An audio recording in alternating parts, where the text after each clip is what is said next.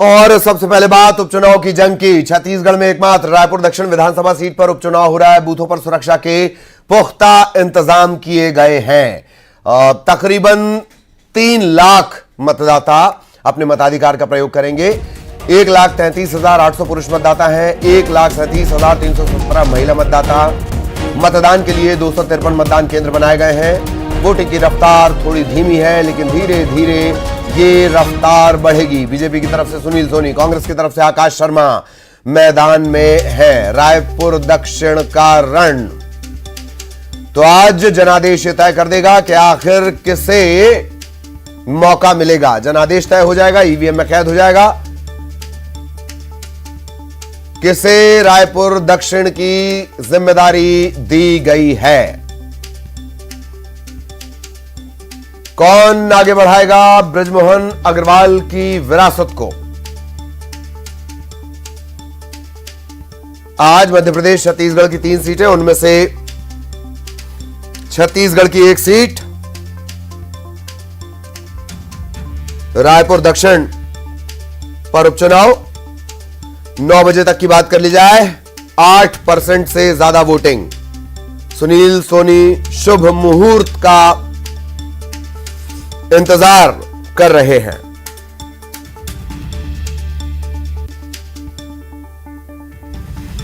आकाश शर्मा भी मतदान के लिए पहुंचे। तमाम लोग पहुंच रहे हैं और ये आकाश शर्मा मतदान के लिए पहुंचे हुए थे। कांग्रेस के प्रत्याशी आकाश शर्मा लगातार मेहनत के बाद आज वोटिंग का दिन, उपचुनाव की जंग, दावा कर रहे हैं कि ये बहुत बदलाव का चुनाव है। सुबह 9 बजे तक की बात कर ली जाए। 8% से ज्यादा वोटिंग हुई है। सुनील सोनी शुभ मुहूर्त का इंतजार कर रहे हैं।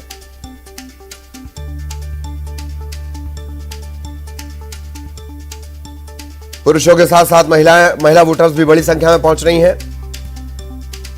पंडित सुंदरलाल शर्मा स्कूल में जो ये उससे कुछ देर पहले की तस्वीरें, मंदिर पहुंचे हुए थे आकाश शर्मा ने पंडित सुंदरलाल शर्मा स्कूल में जो केंद्र बना है वहां पर वोट किया है। अश्विनी नगर से रायपुर ग्रामीण के विधायक मोतीलाल साहू ने भी वोटिंग की। छत्तीसगढ़ी फिल्मों की एक्ट्रेस मोना सेन वोट डालने पहुंची। मठपुरैना पोलिंग बूथ में कतारें लगी हुई हैं। चंगोर भाटा मतदान केंद्र में कांग्रेस ने वोटर्स के लिए पोहे की व्यवस्था की है। पोहा खिलाया जा रहा है। कांग्रेस बीजेपी दोनों अपने अपने जो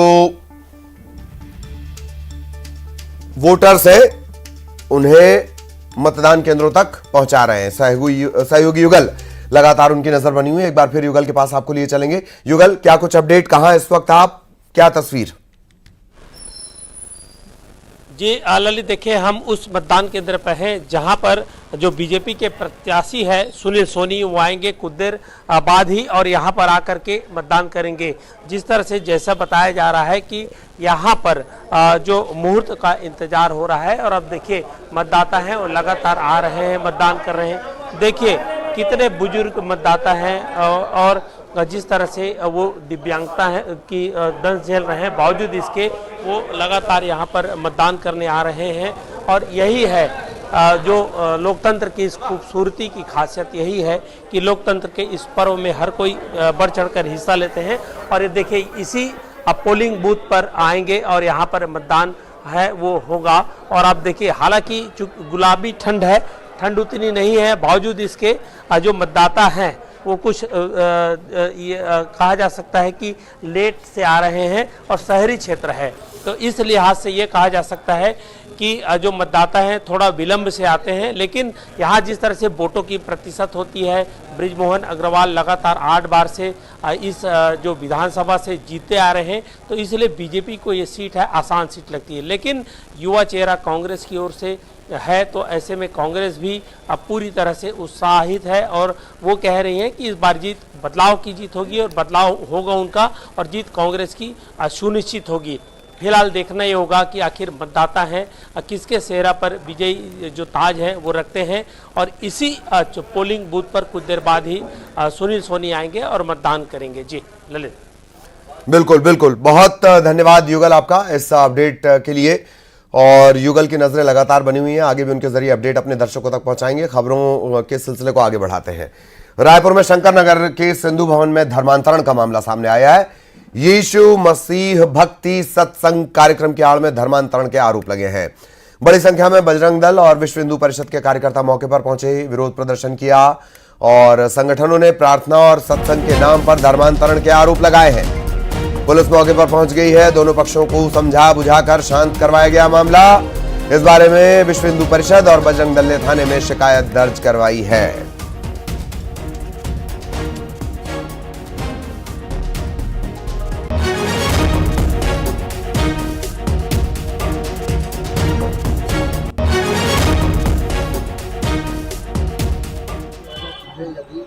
मिली हुई है उसके राइट्स का मांगना, तो घर में बैठ के जो है ना दिमाग इधर में रहेगा तो हम तो चाहते सिलेक्शन है, उसके बाद तो हम कुछ फोन लगा बुलाएंगे इसी थाने हमारा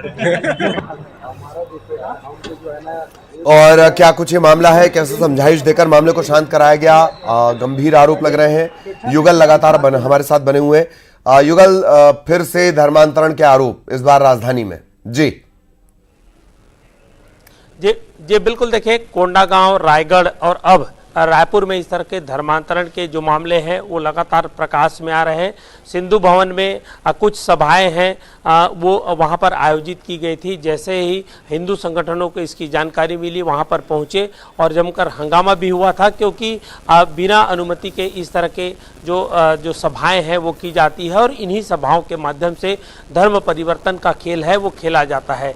लगातार जो विश्व हिंदू परिषद के या हिंदू संगठन है वो इसका आरोप लगाते रहे हैं।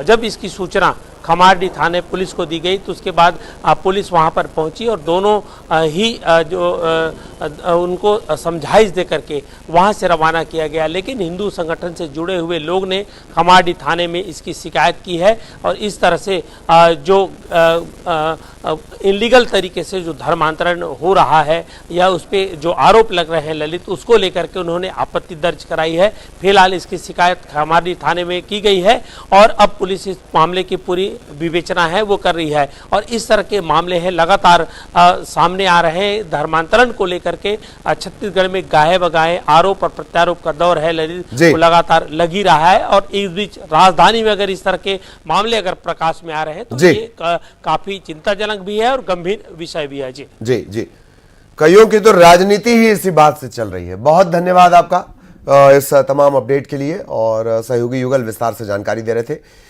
इधर अंबिकापुर में प्रेमिका से मिलने पहुंचे युवक को युवती के परिजनों ने पकड़ लिया। इसके बाद बताने की जरूरत नहीं है, फिर भी जान लीजिए।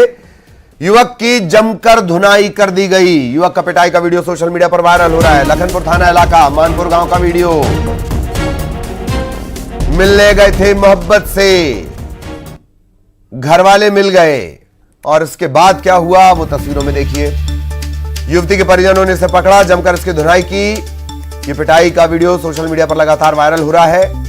लखनपुर थाना इलाका लगता है, मानपुर गांव का ये वीडियो बताया जा रहा है। युवती के परिजनों ने प्रेमी की जमकर पिटाई कर दी।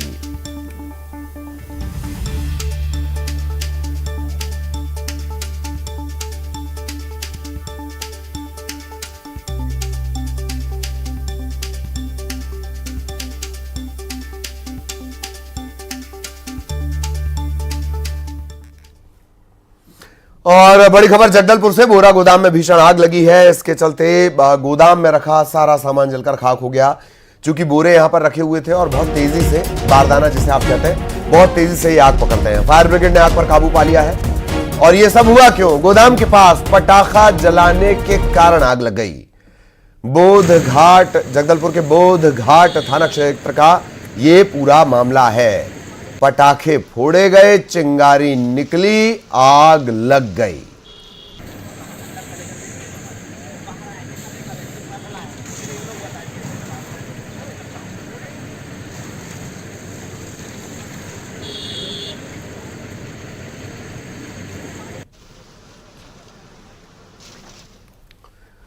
और महासमुंद से बड़ी खबर आपको बता दें, फिल्मी स्टाइल में 7.5 लाख रुपए की ठगी को अंजाम दिया गया। फर्जी ड्रग ऑफिसर बनकर यह ठगी की गई है। एक क्लिनिक में वैद्य को डरा धमकाकर 7.5 लाख रुपए ठग लिए गए। महासमुंद के कुम्हारपारा का ये पूरा मामला। इस घटना का जो सीसीटीवी फुटेज है, अब पुलिस उसके सहारे आगे बढ़ने की कोशिश कर रही है। इस मामले में कार को जब्त कर लिया गया है। कार के ड्राइवर को हिरासत में लिया गया है संदेही होने की वजह से, और अब उससे पूछताछ की जा रही है। फर्जी ड्रग ऑफिसर बनकर ठगी का ये पूरा मामला।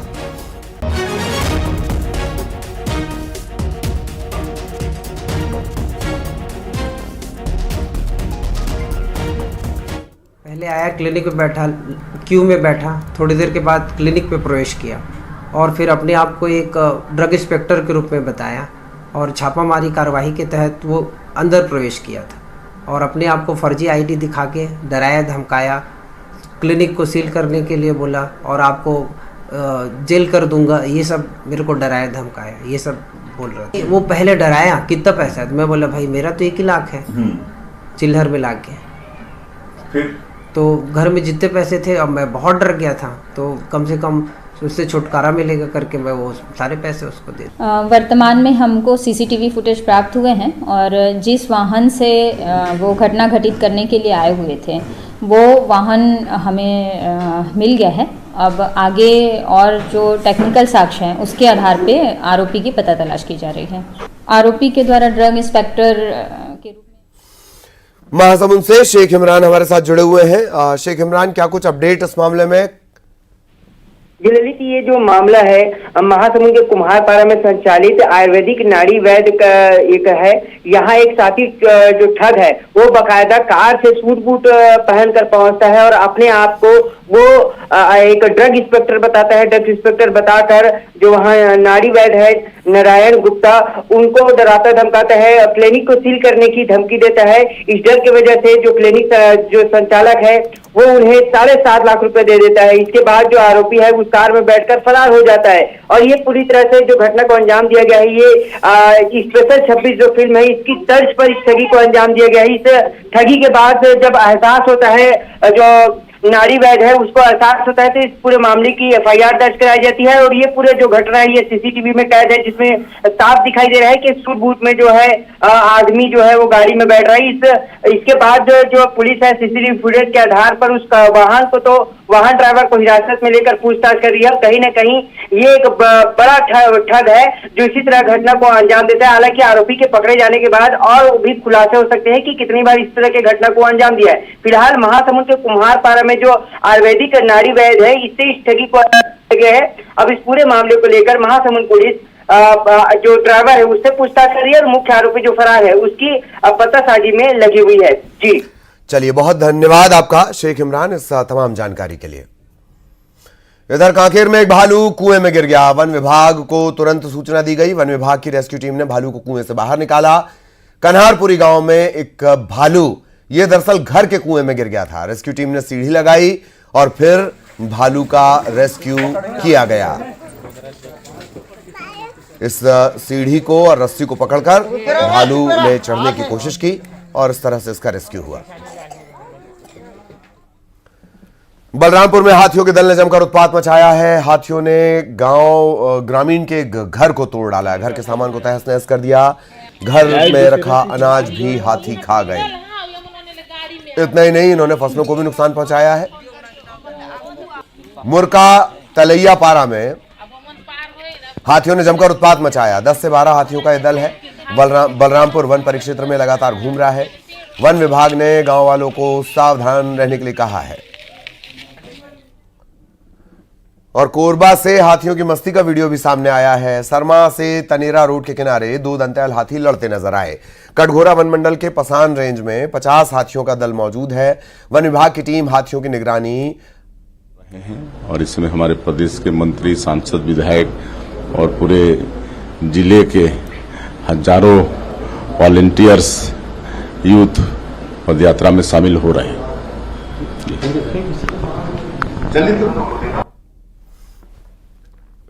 तो सुन रहे थे आप मुख्यमंत्री विष्णुदेव साय को। और एक बार फिर आपको खबर बता देते हैं कोरबा की, जहां हाथियों की मस्ती का वीडियो सामने आया है। सरमा से तनेरा रोड किनारे 2 दंतैल हाथी लड़ते हुए से नजर आते हैं और पसान रेंज में दरअसल 50 हाथियों का दल मौजूद है। वन विभाग की टीम इन हाथियों की निगरानी भी कर रही है। इन सब के बीच इस तरह की तस्वीरें सामने आई हैं। राजनांदगांव में पुलिस ने चाकूबाजी के 6 आरोपियों को पकड़ लिया है। 6 में से एक नाबालिग है। आरोपियों से चाकू और स्कूटी जब्त की गई है। सिगरेट मांगने को लेकर ये पूरा विवाद हुआ था। बसंतपुर थाने के मोहारा का ये मामला है।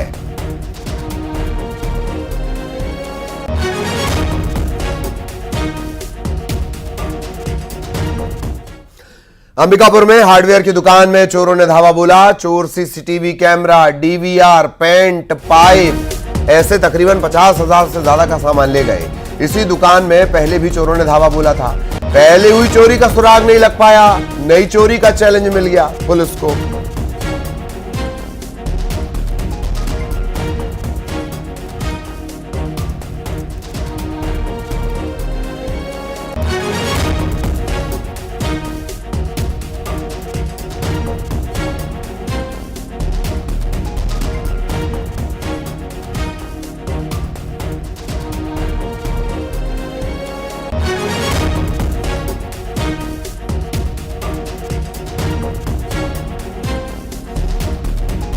बुलडोजर एक्शन मामले में सुप्रीम कोर्ट में फैसला सुनाया जा रहा है। अभी थोड़ी देर में आपको अपडेट मिलना शुरू हो जाएगा।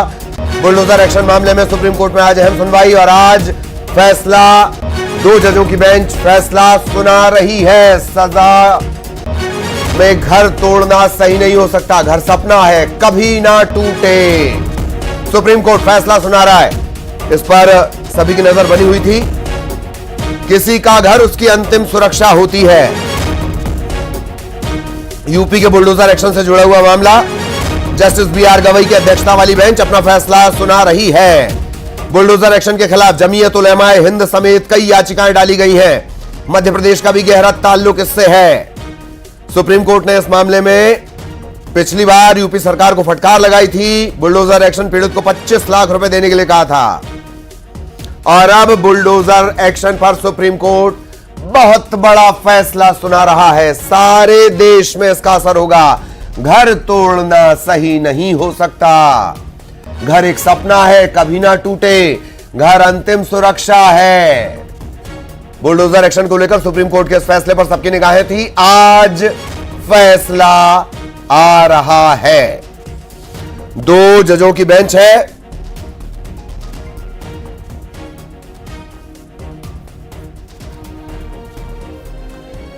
किसी का घर उसकी अंतिम सुरक्षा होती है।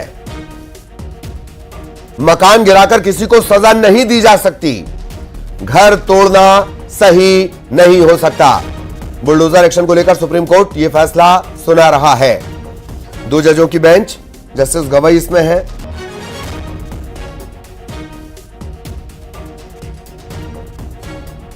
वही इसकी अध्यक्षता कर रहे हैं। सरकारी शक्ति का दुरुपयोग नहीं हो सकता। ये तमाम पॉइंट्स निकलकर सामने आ रहे हैं।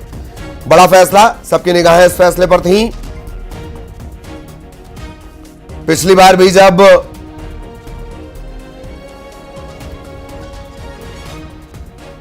इसके जरिए अपडेट आए सुप्रीम कोर्ट से, तब भी नाराजगी, तब भी फटकार लगाई गई थी।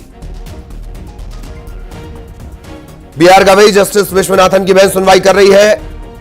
1 अक्टूबर को फैसला सुरक्षित रख लिया गया था। बेंच ने साफ किया था, फैसला आने तक देश भर में बुलडोजर एक्शन पर रोक रहेगी। परिवार का सपना होता है कि उसका अपना एक घर हो। तो उसका एक महत्वपूर्ण सवाल यह है कि क्या कार्यपालिका को दंड के रूप में आश्रय सुनने की अनुमति दी जानी चाहिए।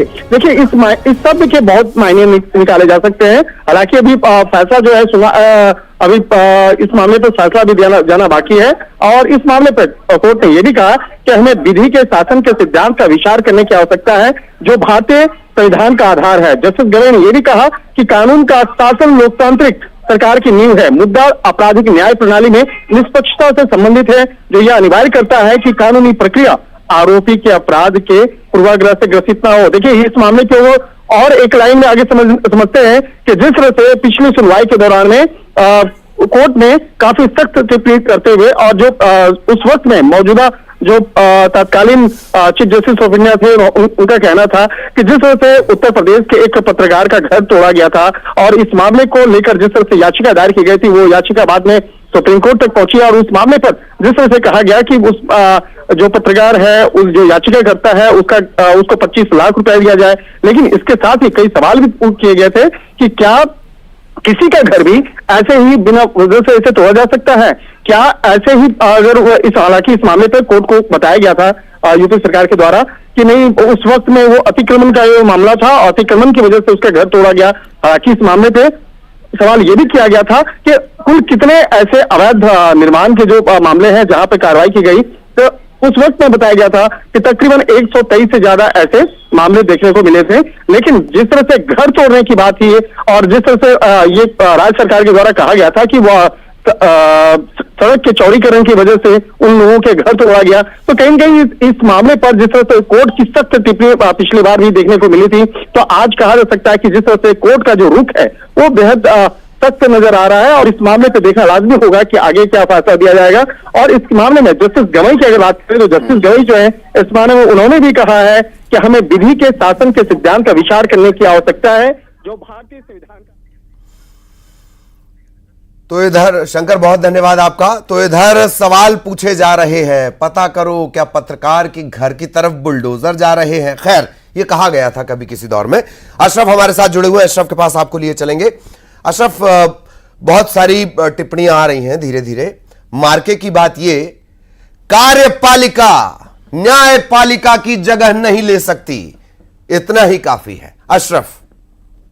बिल्कुल ललित, देखिए ये एक लाइन खींच दी गई है कोर्ट की तरफ से कि आप अतिक्रमण नहीं करेंगे, आप अतिक्रमण के नाम पर अन्याय नहीं करेंगे। बहुत साफ साफ इसका संकेत है, जिसको आप अगर इसको इंटरप्रेट करें तो बिल्कुल साफ है कि कार्यपालिका न्यायपालिका की जगह नहीं ले सकती, वो न्याय के नाम पर अन्याय नहीं कर सकती, यानी वो किसी का भी मकान नहीं तोड़ सकती। क्योंकि अभी तक जितने भी मकान को बुलडोज किया गया, बुलडोजर से तोड़ा गया, वो यही कहा है कि तोड़ा गया है कि इन्होंने अतिक्रमण कर रखा था।